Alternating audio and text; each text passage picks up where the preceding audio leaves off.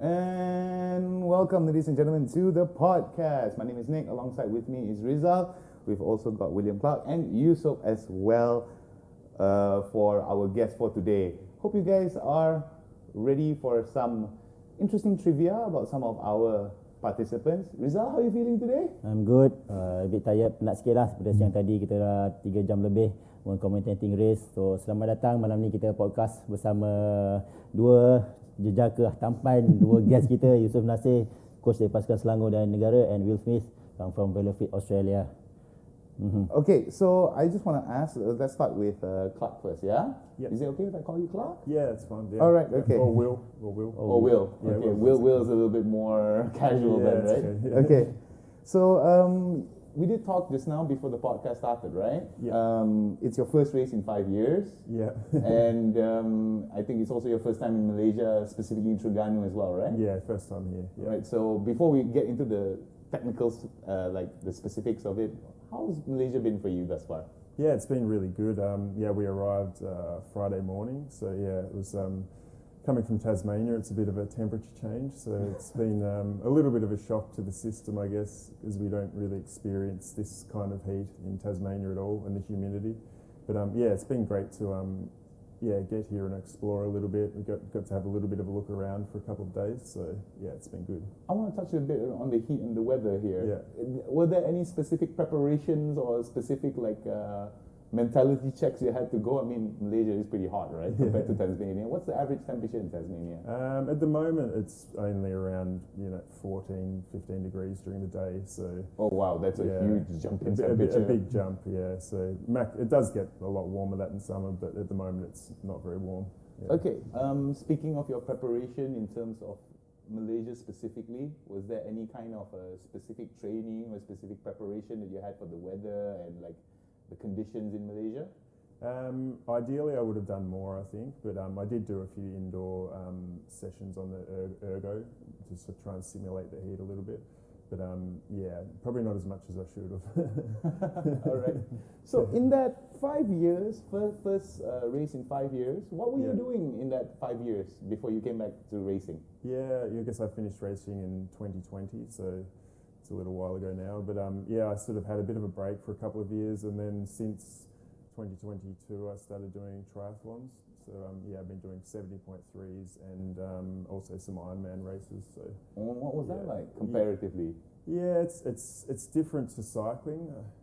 I'd say cycling is still my passion. It's my number one thing I enjoy the most, but it's a different challenge, and I guess after being cycling for so long, I wanted to try something different, and is a good way to sort of push myself, but push myself in a different way. Yeah. So Will, I've got to ask before I ask Yusuf some questions. Were there Ironman is very physically and mentally tasking, right? Yeah. Did it give you a different level of confidence coming back into racing?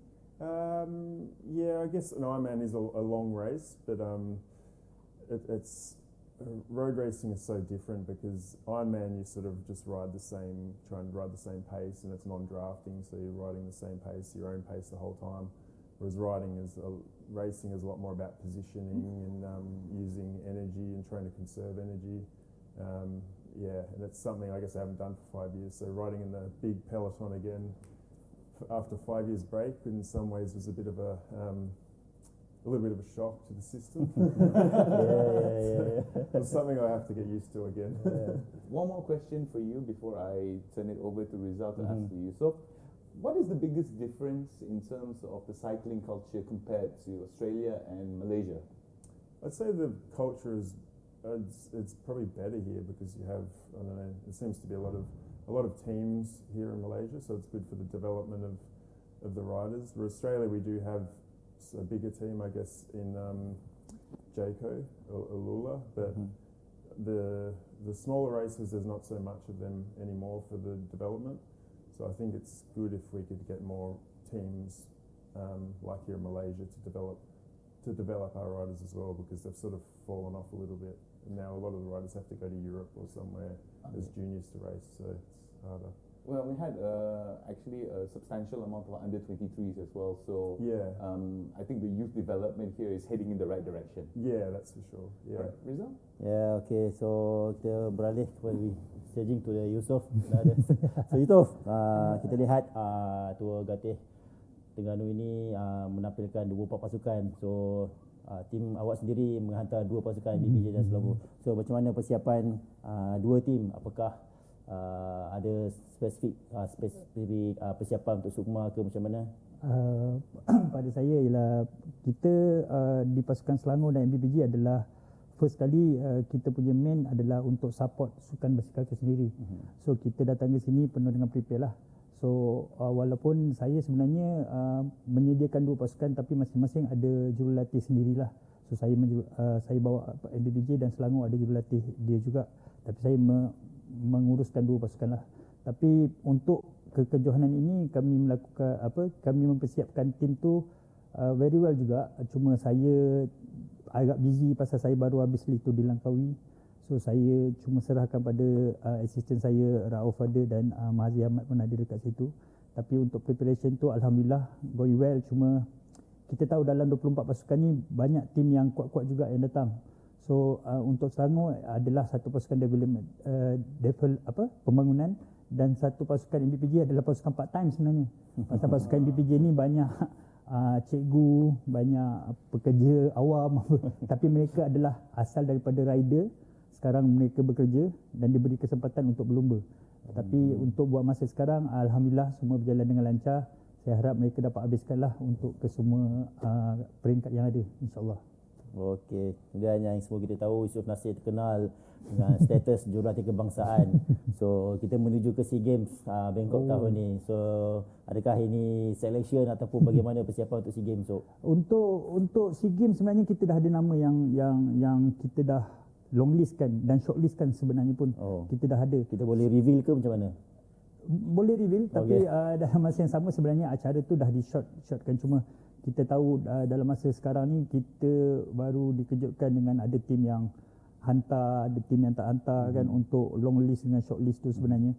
Cuma untuk lebuh raya persediaannya kita baru habis itu Langkawi, nama-nama yang ada yang saya boleh cakap tu contoh dia macam Kizi, kita ada Aiman Zarif, kita ada Aiman Rosli, kita ada Zawawi Azman. So ada 5-6 nama lagi. Kita dah prepare, cuma kita habis je daripada Tour Gatih ni, kita rest dalam seminggu atau lepas tu kita akan start balik continue training and then kita akan terus fokus pada sukan ski lah. Mungkin kita akan duduk di Thailand 2 minggu atau 3 minggu sebelum kejohanan bermula, insyaAllah. Cuma saya baru dapat semalam peta laluan yang sebelum ni bila kita jadi tuan rumah selalunya kita nak dapatkan peta laluan, kita nak dapat laluan memang susah daripada pasukan tuan rumah yang menyediakan benda tu kan. So bila dapat semalam memang dah dapat dijangka laluan berbukit yang agak berliku juga, laluan bukit panjang melibatkan 30 hingga 40 km.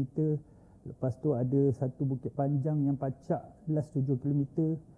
So preparation dia tu agak tough juga sebenarnya. Laluan tu memang dibuat untuk Thailand. So kita kena datang sana untuk fight laluan tu jugalah, insyaAllah. So kita lihat senarai nama tu dari pasukan TSG dan pasukan NPC dan saya lihat tadi Armed Forces juga ya. Armed Forces. So, dan kita ada Malaysia juga. Malaysia tu maksud saya kita ada daripada PDRM, kita ada Amir Kamal. Oh okey. Yes. So empat tim ni ada dalam Tour Gatih sekarang ni ya. Empat tim semua yang terlibat dalam SEA Games sekarang ada di Tour Gatih kecuali Rembau. Di Australia. Rembau sekarang dia ada kejohanan di China dan dia akan sambung ke Japan baru dia balik Malaysia untuk continue dengan kita lah. Okay, saya ada satu soalan ni. Okay, specifically youth development and visibility of the sport of cycling in Malaysia compared to maybe 5 to 10 years ago, ada perubahan besar tak? Perubahan tu banyak, cuma perubahan untuk pembangunan, yes, saya nampak pembangunan tu okey, cuma kita kekurangan daripada pelumba senior yang ada. Maksud saya kalau kita nampak kat sini kita banyak pelumba, kita nampak ramai participant tapi kita tak ada pelumba yang, maksud saya yang senior yang bertahan lebih. Kalau zaman dulu, zaman saya, zaman Rizal ke, pelumba senior tu boleh cecah sampai 35 tahun, 36 tahun. Sekarang pelumba umur 27 tahun dah kira senior, 28 tahun dah kira senior. Tapi pada saya sekarang punya zaman macam 28 tu dah penghujung lah. Pada saya dia boleh pergi lagi 35 hingga 38. Cuma development tu daripada pasukan-pasukan yang ada ni sebenarnya kena membantu supaya diorang ni dapat kekal. contoh sekarang yang banyak membantu untuk diorang ni kekal, kita ada PDRM, kita ada ATM, supaya diorang ni kekal, supaya diorang ni ada sumber untuk terus berkayu. Maksud saya, bila kita jadi pelumba sini, kita kena cari satu tempat kerja yang boleh membenarkan kita berkayu, dan pasukan itu sendiri ada pasukan basikal untuk berkayu, untuk terus menyarung jersey negara, menyarung jersey negeri ataupun company dia untuk terus berlumba. Itulah maksud saya. Okay, for Will, I've got a few questions for you, Yeah. specifically like in terms of, as you can see, there's a lot of support from the state government to Yeah. basically help us build cycling here. Do you have the same level of support system in Australia as well, for like the amount of like the government actually coming in to assist or giving like subsidies or any kind of initiatives? I know the Tour Down Under, sort of the government there in South Australia, they've done a great job of supporting the World Tour race there over many years now. But apart from that, and then in Victoria we've also got Cadell's race, so that's quite well supported by the government. But races like the Sun Tour have sort of fallen away because of that sort of support hasn't been there the last sort of years. The race was coming on back on this year, I heard, but now it's been pulled off again. So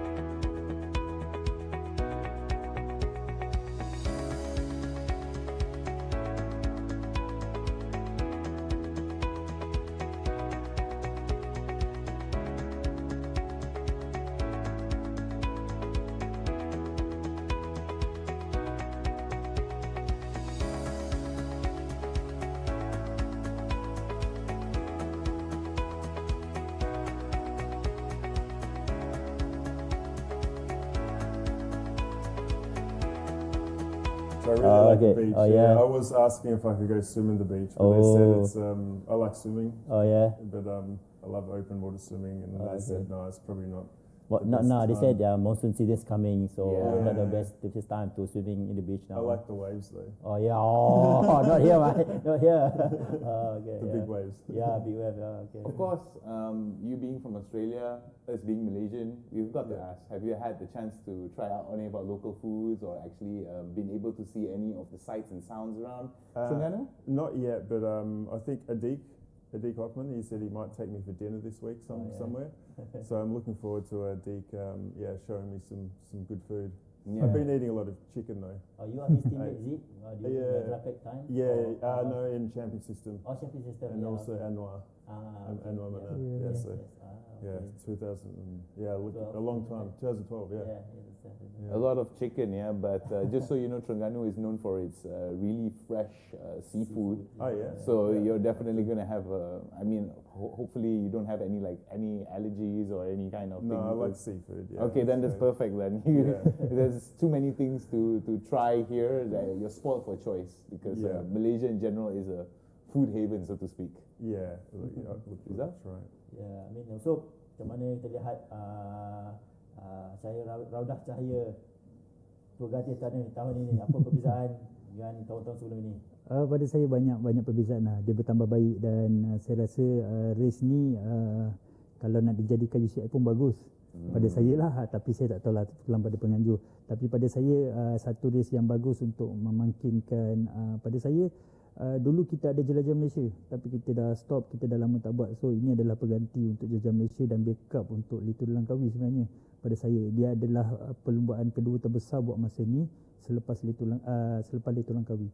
Pada saya ia bagus untuk membangunkan rider-rider yang baru. Kita pun nampak banyak rider-rider muda yang bersaing dengan pelumba yang pada saya bila ada tim-tim yang menjemput rider-rider yang profesional daripada luar, secara automatiknya pelumba kita dapat belajar something daripada mereka dan berlumba di level yang tinggi.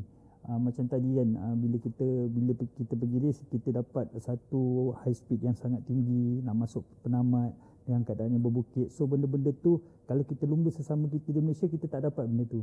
So bila kita dapat peluang berlumba dengan pro ni, kita gunakan pengalaman tu, kita gunakan benda tu untuk masa depan anak-anak muda ni di masa depan lah, macam tahun depan apa semua, akan jadikan benda tu lebih baik untuk mereka.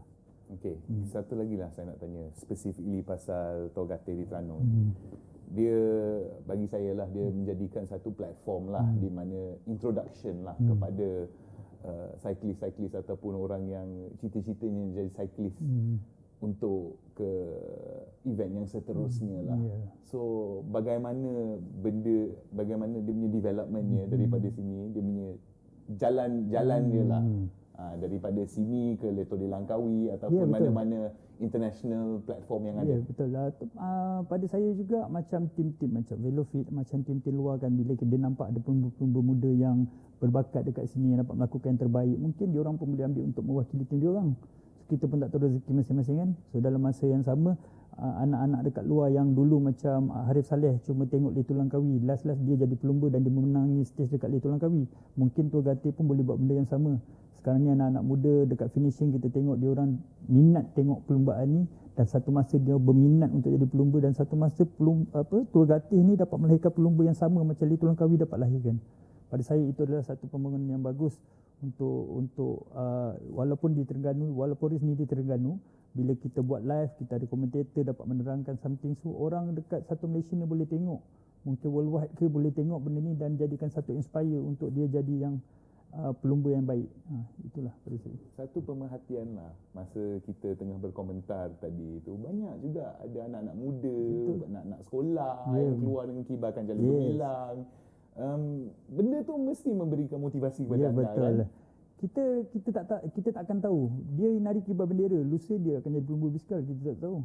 Tu yang saya cakap tadi, benda tu yang jadikan dia inspire. Hari ni aku pegang bendera, besok aku kat sana, besok lusa mak bapak aku hantar pergi dekat tim Terengganu ke ataupun tim-tim lain untuk jadikan aku pelumba, dan satu hari aku ada kat situ dan aku jadi juara. Macam Azizullah Seniawang, kita tak tahu. Tapi rezeki itu semua di tangan Allah Ta'ala. So kita berusaha. Saya rasa benda ni adalah satu jalan untuk membanyakkan lagi pelumba di Malaysia ni untuk jadi pelumba berskala negara, insyaAllah. Rizal? So Will, what's your plan for the next 6 stages to finish the race? Yeah, I didn't feel so great in the team time trial, but today I felt a little bit better. So hopefully day by day I can start putting myself in the race a little bit more, and hopefully maybe I can end up maybe in a position to do more of a result, I guess, instead of just following in the bunch. So hopefully I can make some small impact on the race. Yeah, I saw your profile in Pro Stats. Your specialties in time trialist. I used to be more prologue sort of thing. Soon tomorrow or next after. I tried a few times today, and it was quite. Yeah, you think you're good, and then you go in the wind and it's hot, and you go backwards. Okay. Maybe in a few days I'll be good. Alright. Okay, so pertama kali ke di Terengganu? Mesti tak kan? Dah banyak kali ke di Terengganu? Pengalaman saya Terengganu, saya menang dulu masa saya jadi pelumba. Perlumbaan pertama saya menang dekat Terengganu lah. So memang Terengganu ni ada ibarat kata orang putih lah, special place in your heart lah. Terengganu sangat cantik dan indah lah. So pada saya banyak kenangan yang best dekat Terengganu. So saya menang perlumbaan pertama waktu malam tu pun dekat Terengganu. Mungkin orang tak nampak saya gelap kan. Tapi itu adalah perlumbaan pertama saya lah. Saya menang. Tapi itu adalah kenangan yang manis lah buat saya. Dan Terengganu ni banyak melahirkan rider-rider juga. So saya rasa dia akan jadi negeri yang banyak yang akan bersambung untuk melahirkan semua pelumba, dan negeri-negeri lain juga di Malaysia juga sama boleh mengikuti apa je program dan pembangunan yang ada di Terengganu ni untuk dilakukan di negeri masing-masing untuk melahirkan pelumba juga. Okeylah, kita tarik balik daripada cycling, kita tarik balik ke Terengganu lah. Dua kaki dah sampai kat Terengganu ni, dah santai kat lantai Terengganu ni, dah apa benda pertama awak nak? Kepul ekor. Kepul ekor lah. Tak tahu lah kalau orang atas sini saya benda lain cari roti canai ke tak tahu lah, tapi pada saya kepul ekor, nasi dagang tu itu benda yang paling. Itu memang benda pertama lah. First datang sini cari boleh benda tu lah. Boleh promote juga ke? Pasal bayu saya rasa kepul ekor bayu tu sedap saya rasa. Saya nak racing kat mana tu, saya tunggu. Sempat lagi. Saya kepul bayu ni. Sedap. Belum hantar lagi. Have you tried our kepul ekor, our crackers yet? Yeah, I had some at dinner the other night, I think. Yeah, they're kind of like prawn crackers sort of stuff. Yeah. And what do you think? Like, what are you? Is it like an indicator of what's to come, or? Yeah, I like them. Yeah, so yeah. I think you should bring back to Australia and eat it with Vegemite, I think. With Vegemite, yeah. I'll put Vegemite on it. That's the most Australian thing, Vegemite. I should have bought some here. Okay, Rizal, any other questions? All good, I think. Very good, Okay. So, for Yusof, kita nak tanya sikit lah, specifically pasal the weather and the downwind semua kan. Masa dalam ada peloton tu kan, apakah benda yang paling penting bagi semua rider yang dalam peloton tu? Sebab kadang-kadang kita tengok diorang memecut, lepas tu diorang nak tarik balik, lepas tu hilang balik pace, lepas tu kadang-kadang kita pun tengok muka diorang tu hilang motivation sikit kan. Dah susah-susah diorang dah sprint, asas hilang pula lead tu. So dia macam ni contoh macam tadi kita tengok Hellas dengan tim NPC punya tactical. So mereka membiarkan breakaway dan mereka gantung breakaway tu dan mereka lead out untuk supaya grup tu digantung. Masuk digantung tu dia tak tangkap dalam jangka masa yang cepat lah. So nak ending, nak masuk tu baru dia tangkap. Kalau selagi dia tak melepaskan breakaway tu, perlembuan tu akan jadi laju. Perlembuan tu tak akan berhenti dengan attack dan attack. So bila dia melepaskan breakaway tu dengan kadar rider yang tidak berapa ramai, supaya grup ni boleh kontrol dan tak banyak rider di dalam NPC dan Hellas tu akan kehilangan tenaga. So dia orang dapat save tenaga tu sikit lah. So that's why bila kejadian nak masuk lagi 30 km nak menuju ke desa penamat tu, so bila mereka kejar dalam keadaan yang laju, so banyak pelumba-pelumba mereka yang kehilangan tenaga dan habis. So maksudnya bila habis tu kerja mereka done. Saya dah habis kerja saya. Bila dalam tim pro ni masing-masing ada tugas masing-masing yang diberi oleh manager dan coach. So hari ni kau kena kejar depan, kau kena pace group ni supaya benda ni tak boleh dikontrol. Pasal kita dah lead jersey kuning dan jersey putih. So maksud saya macam tu lah. So bila sebagai seorang rider, bila kita diberi tugas, kita kena melakukan. Sama ada kita kena redah angin ke, kita tak kena redah apa puting beliung ke, tapi itu tugas kita kena lakukan sebaik mungkin.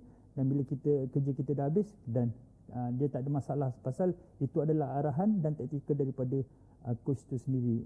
Itulah. Haraplah puting beliung bukan menjadi satu hadapan yang perlu diredahi lah oleh kita Yelah, punya betul rider lah. lah kan. Okay lah, I think that should be all for now. Rizal, do you have any more questions? I think I'm good. How about you, Will? Do you have any question for us? You have any questions for us? What's the go tomorrow? What do you think will happen? Oh, no idea. 150 kilometer, I think. Sprint again? Yes, sprint again for sure. There's a Yeah. flat road over there. Yeah. Easier tomorrow than today? Or? Yeah.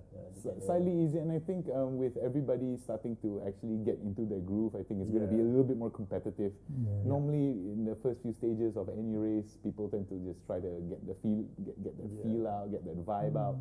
I think after today, we're going to see more people get into their stride and hopefully be. I think the competition is going to be very, very tight indeed. Yeah, I think it'll be good tomorrow. All right. Thank you guys for joining us here on the podcast. My name is Nick. Alongside with me is Yusuf and of course Will and of course Rizal. Thank you guys very much. Make sure to follow us on all social media platforms. And if you guys want to know more, make sure to check us out tomorrow because there's so much in store for you guys, all kinds of cycling action. Make sure to get your pedal on here at Torgate di Tranong, Jelajah Terengganu 2025.